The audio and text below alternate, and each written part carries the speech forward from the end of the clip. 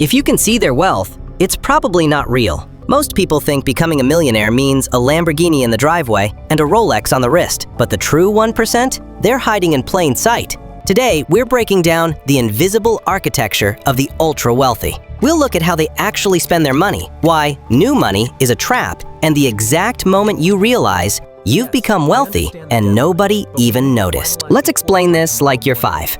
Imagine 2 people. Person A makes $200,000 a year. They buy a $90,000 car and a $5,000 watch. To everyone else, they look like the 1%. But in reality, they've just traded their time for signaling. This is what we call consumerism as slavery. Now look at person B. They make the same $200,000, but they drive that 10-year-old Toyota. They don't buy the watch. Instead, they buy assets. While person A is working to pay off the image of wealth, person B is using their money to buy their freedom. But why do the truly rich go through so much effort to look average? The answer isn't about humility, it's about protection. How your spending changes at every level of wealth is the biggest secret in finance. At $100,000, you're still in the validation phase. At $1 million, the shift begins. You realize that a $2,000 suit doesn't make you more money. You start spending on efficiency. At $10 million plus, this is the invisible tier. You stop buying things that have logos. You start buying privacy.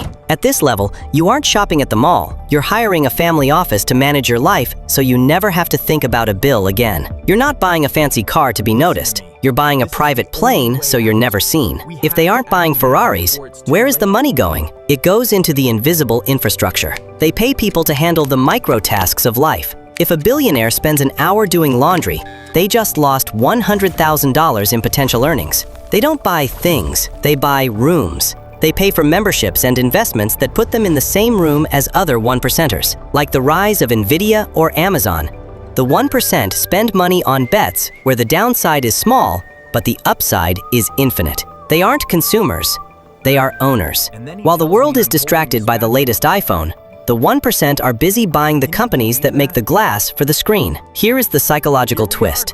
As you climb these tiers, you'll expect a grand reveal. You think there's a trophy waiting for you, but the reality? Nobody noticed. When you truly escape the rat race, you stop acting like a runner. You stop trying to win social interactions.